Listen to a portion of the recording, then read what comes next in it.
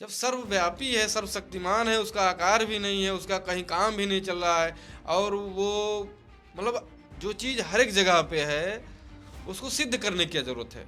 उसको सिद्ध करने के लिए पढ़ाई की क्या ज़रूरत है? उसको सिद्ध करने के लिए इतने लंबे डिबेट की क्या ज़रूरत है? उसको सिद्ध करने के लिए इतना बड़ा खर्रा तैयार करने की क्या ज़रूरत है? 3-4 पेज लेके आया जाए, रिसर्च करके आ जाए। जब तक हम किसी चीज़ को डिफाइन नहीं करेंगे, डिफिनेशन नहीं देंगे, अब जैसे ये है, अब इसको डिफिनेशन देना पड़ेगा ना, तभी तो पहचानेंगे क्या होता है। उसी तरीके से गॉड की डिफिनेशन जब तक नहीं दी जाएगी, तब तक उसको बताया भी नहीं जा सकता होता है कि नहीं होता है। हो सकता है मेरे बगल में बैठा हो, हम उसके पहचान ही ना पा रहे हो, लेकिन बस वही है कि मुफ्ती साहब जो है शब्दों से खेल गए, और बस वही कंटिजेंसी कंटिजेंसी कंटिजेंसी। जहाँ साइंस गया वहाँ भगवान गया, और अभी वहाँ जब साइंस नहीं गया है तो वहाँ पे भगवान का खेल चल रहा है। इस डिबेट से पहले ये क्लियर होना चाहिए था कि गॉड की क्या परिभाषा है। क्या सौरभ द्विवेदी जी जो डिबेट करवा रहे थे, उन्होंने कोई परिभाषा दी? वो सर्वव्यापी, सर्वशक्तिमान, सर्वज्ञाता है। वो सर्वव्यापी, सर्वशक्तिमान, सर्वज्ञाता है, फिर भी उसका वजूद सिद्ध नहीं हो पाता है। नमस्कार दोस्तों, मैं विजय विद्रोही, आप देख रहे हैं 85 तक।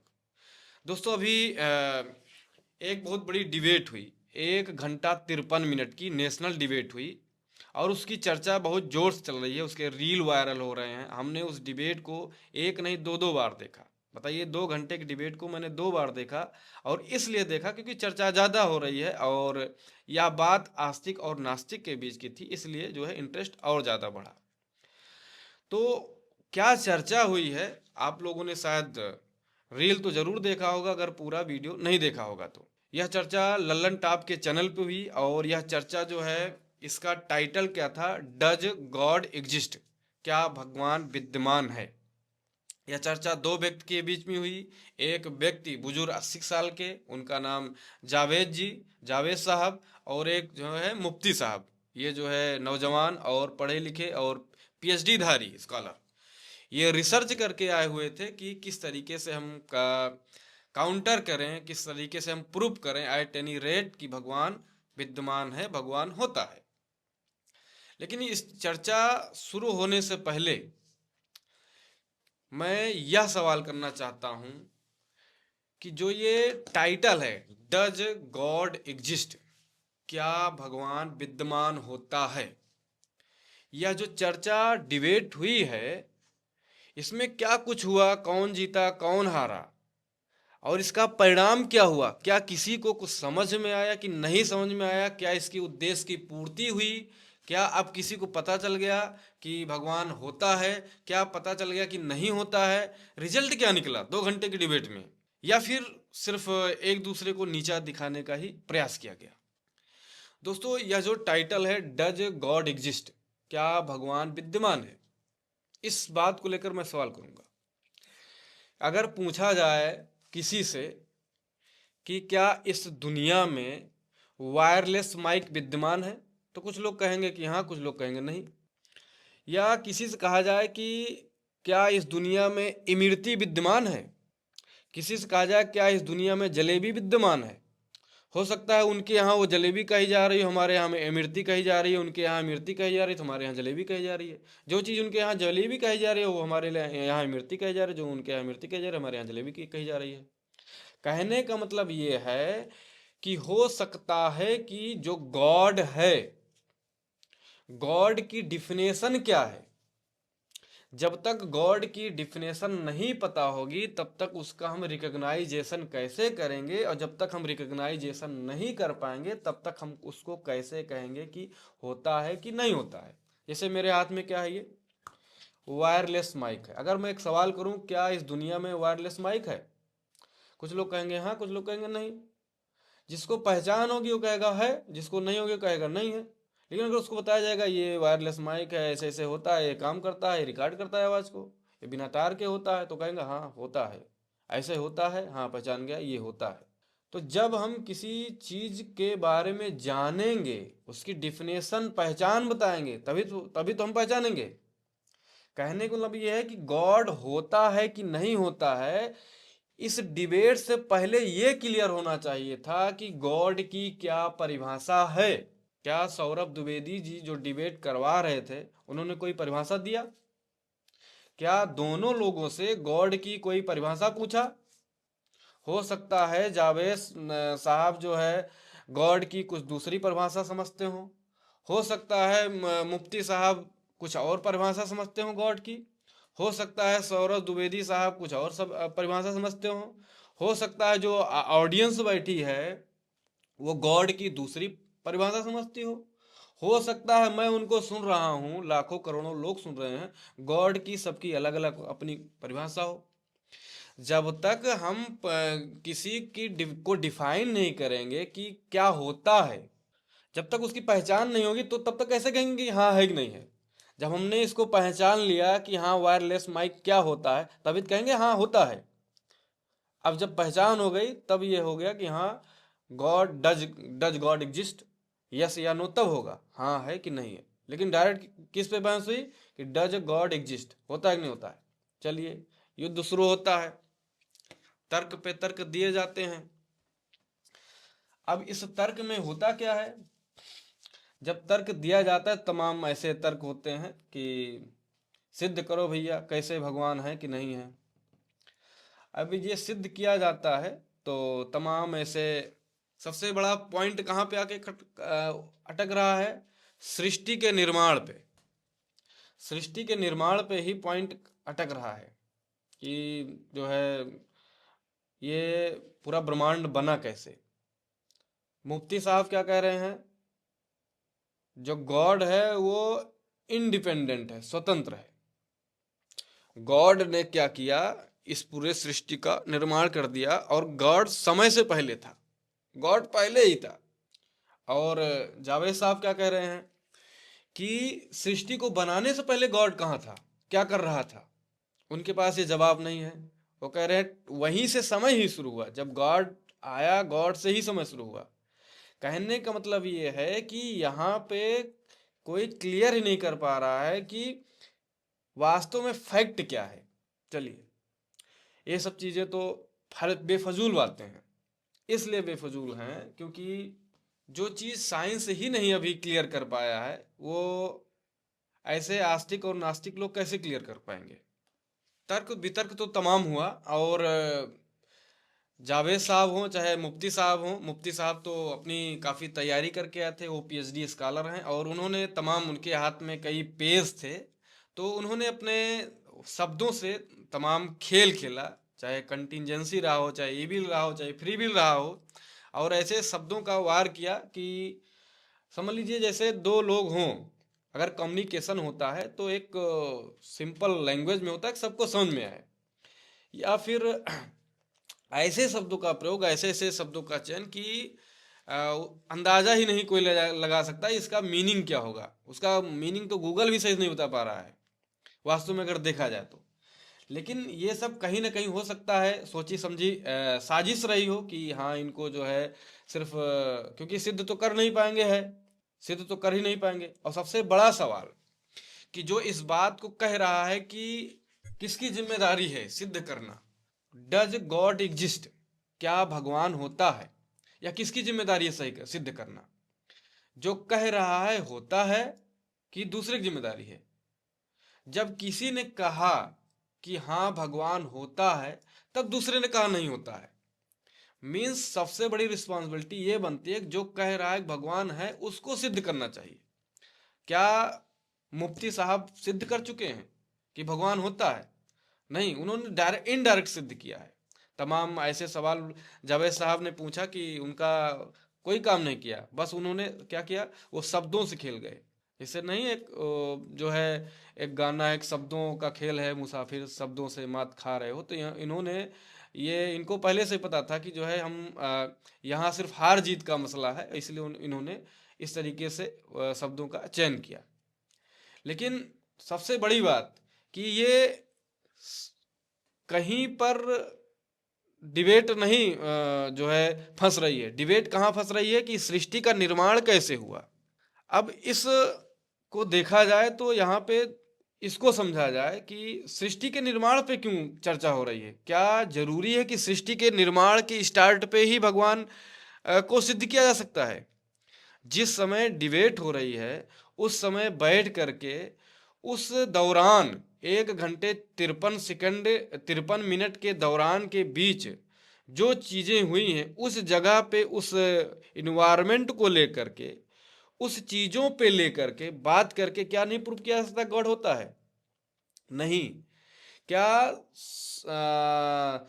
सन 2025 की घटनाओं को लेकर के सन 2024 की घटनाओं को लेकर के 1 साल 2 साल के 1 महीने पिछले 1 महीने की बातों को लेकर के डिबेट किया जा सकता है? कोई जरूरी है कि सृष्टि के निर्माण से ही स्टार्ट किया जाए गॉड को सिद्ध करने के लिए?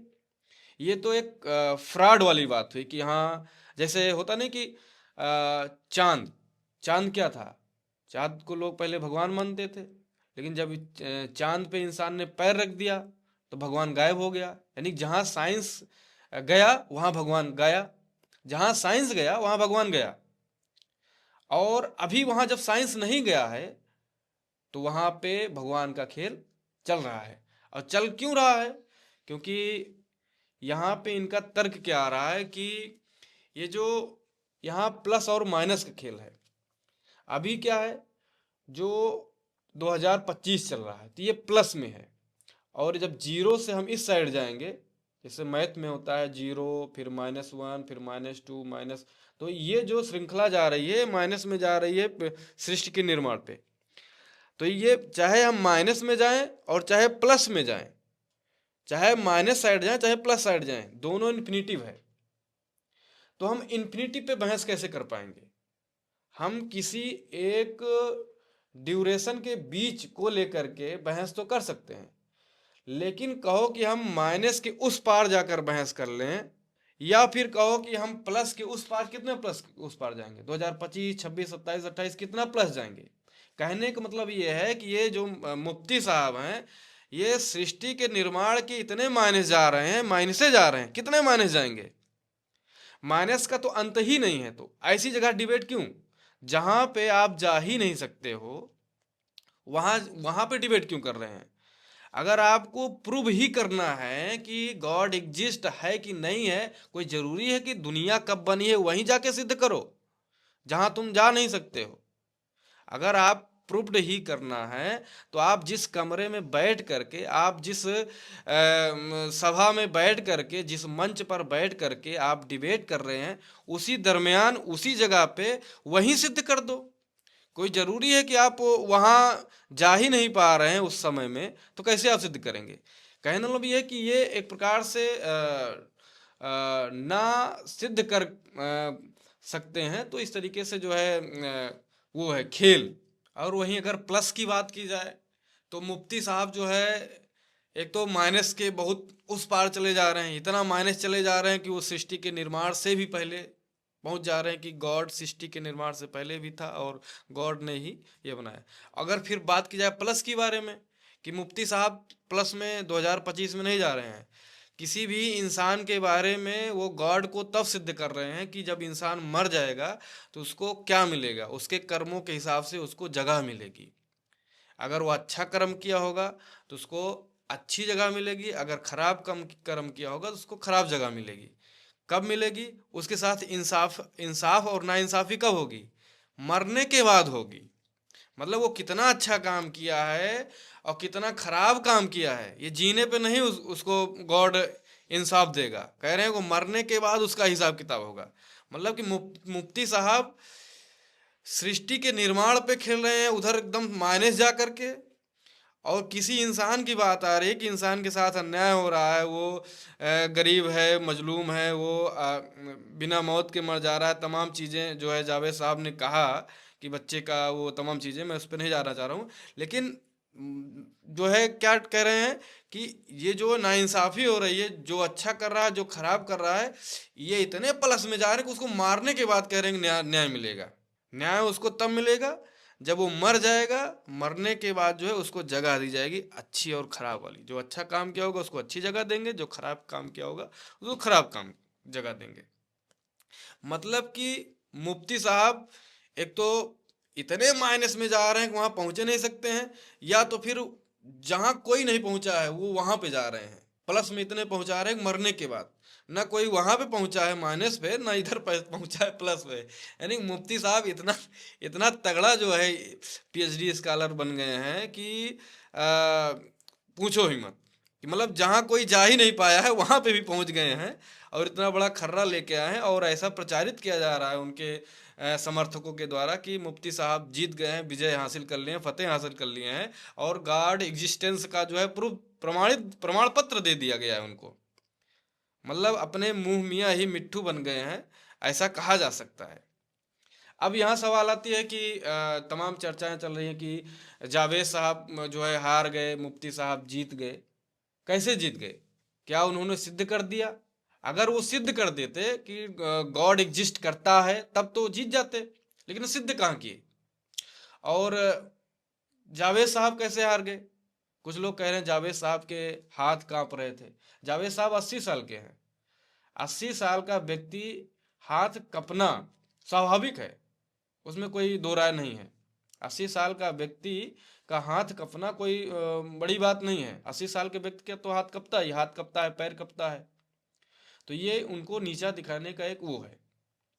और रही बात कि जावेद साहब ने जो तर्क दिया, उनका उनके तर्क काफ़ी सॉलिड रहे। बस उनका एक कहा जाए फिजिकल हेल्थ या मेंटल हेल्थ, ड्यू टू उनका एज, एज उनका एज ए सीनियर सिटीजन के वजह से उनका उतना मेंटल हेल्थ या फिजिकल हेल्थ के कारण वो उतना सही प्रेजेंट नहीं कर पाए अपनी चीज़ों को।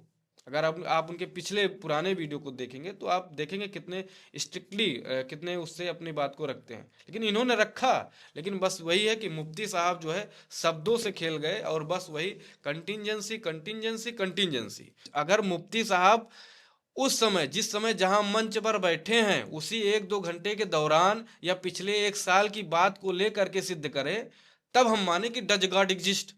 और दूसरी बात, जब उन्होंने गॉड की डिफिनेशन ही नहीं बताई कि गॉड क्या होता है। उनका क्या कहना है? गॉड सर्वव्यापी है, सर्वशक्तिमान है। जब सर्वव्यापी है, सर्वशक्तिमान है, तो आपको ब्रह्मांड के वहां जाने की क्या जरूरत है? आप यही बताओ ना। लेकिन वो नहीं बता पाए। तमाम चीजें हैं, लेकिन फिलहाल कौन जीता कौन हारा, ये तो वो हारेगा जिसने कहा है कि गॉड एग्जिस्ट करता है। जावेद साहब ने तो नहीं कहा एग्जिस्ट करता है। अगर जावेद साहब कहते कि हाँ गॉड एग्जिस्ट करता है, तब उनकी जिम्मेदारी ही थी सिद्ध करना कि हाँ एग्जिस्ट नहीं करता है। जब किसी ने कहा कि करता है, तो इन्होंने कहा नहीं करता है, क्योंकि नहीं करने का तो कई वो है, रीजन है, लेकिन होने का क्या रीजन है? सिर्फ एक ही रीजन है कि ये ब्रह्मांड कैसे बना। कहने का मतलब यह है कि जो अभी जान गए हैं, जो हम जान गए हैं, वो क्या है? वो विज्ञान है। और जो अभी नहीं पता है वो क्या है? भगवान है। और जो पता हो जाएगा वो भी विज्ञान हो जाएगा। जैसे अभी हमने एग्जाम्पल दिया कि इंसान चांद पे नहीं था, चांद पे पहुंच गया, तो वो भगवान से क्या हो गया? विज्ञान हो गया। वो चांद हो गया। पहले क्या था? मामा था। फिलहाल इन तमाम चीज़ों पे आपकी क्या राय है? कौन जीता कौन हारा? आप समझ गए होंगे कि इसमें किसी की हार जीत नहीं हुई, बल्कि एक प्रकार से नीचा दिखाने का काम किया गया है। और तो एक बात और मुझे याद आ रही है कि आप देखिएगा कि मुफ्ती साहब का जो लहजा है बोलने का, कि मैं आपको इंटरटेनमेंट कर रहा हूँ, मैं आपको बार बार इंटरटेनमेंट कर रहा हूँ, ऐसे शब्दों का वो प्रयोग कर रहे हैं। और उनका लहजा देखिए, क्या लहजा है बोलने का। तो उससे सिद्ध होता है कि उनको ये चीज़ लग रहा है कि हम जावेद साहब का जवाब नहीं दे पा रहे हैं, उनके शब्दों का, उनके बातों का, उनके सवालों का जवाब नहीं दे पा रहे हैं। जब तक हम किसी चीज़ को डिफाइन नहीं करेंगे, डिफिनेशन नहीं देंगे। अब जैसे ये है, अब इसको डिफिनेशन देना पड़ेगा ना, तभी तो पहचानेंगे क्या होता है। उसी तरीके से गॉड की डिफिनेशन जब तक नहीं दी जाएगी, तब तक उसको बताया भी नहीं जा सकता होता है कि नहीं होता है। हो सकता है मेरे बगल में बैठा हो, हम उसके पहचान ही ना पा रहे हो। तो उसका पहले पहचान बताइए ना, वो काला है कि पीला है, बड़ा है कि छोटा है, खाने में कैसा है, उसको बताना पड़ेगा ना। तमाम चीज़ें हैं। और और तमाम वाद विवाद भी है, लेकिन उस पर नहीं जाना चाहिए। लेकिन बस मुद्दा यह है कि गॉड एग्जिस्ट है या नहीं है, इसका कोई प्रूफ अभी नहीं हो पाया है। और यह जिम्मेदारी किसकी है?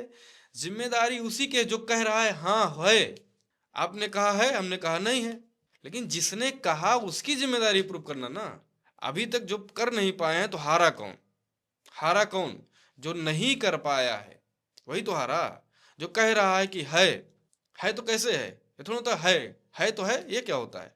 प्रूफ करना पड़ेगा ना, प्रूफ तो हुआ नहीं और प्रूफ होगा भी नहीं जब वो खुद ही कह रहे हैं कि उसका कोई आकार ही नहीं है। जब सर्वव्यापी है, सर्वशक्तिमान है, उसका आकार भी नहीं है, उसका कहीं काम भी नहीं चल रहा है, और वो मतलब जो चीज हर एक जगह पे है, उसको सिद्ध करने की क्या जरूरत है?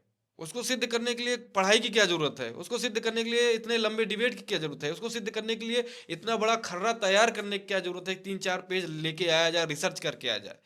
मतलब जो चीज है ही, सर्वव्यापी है, सर्वशक्तिमान है, उसको भी सिद्ध करने के लिए रिसर्च करके आना पड़ रहा है। ये कहीं ना कहीं अजूबा बात है। और उसके बाद भी मुफ्ती साहब सिद्ध नहीं कर पाए और अपने मुंह मियां मिट्ठू बन गए कि हमने सिद्ध कर दिया, प्रूव कर दिया, और खुद सेल्फ अटेस्टेड सर्टिफिकेट ले लिए कि हाँ हमने सिद्ध कर दिया। ये तो कहीं ना कहीं अजूबा है। फिलहाल इतना ही। और आप क्या सोचते हैं इन तमाम चीज़ों पे? Does God exist? क्या भगवान होता है? इससे पहले ये जानना जरूरी है कि भगवान क्या होता है। हो सकता है आपके हिसाब से भगवान की परिभाषा दूसरी हो, मेरे हिसाब से दूसरी हो। GOD गॉड, मैं एक परिभाषा बता देता हूँ आपको। G से हो गया जनरेटर, O से हो गया ऑपरेटर, D से हो गया destroyer. Generator, operator, destroyer. Generate करने वाला, चलाने वाला, ऑपरेटर करना यानी जनरेटर यानी कि पैदा करने वाला, ऑपरेटर चलाने वाला, और डिस्ट्रॉयर संहार करता जिसको बोलते हैं, मारने वाला। इस पर भी मैं चर्चा कर सकता हूं अगर आप कहेंगे तो, लेकिन इस वीडियो में इतना ही।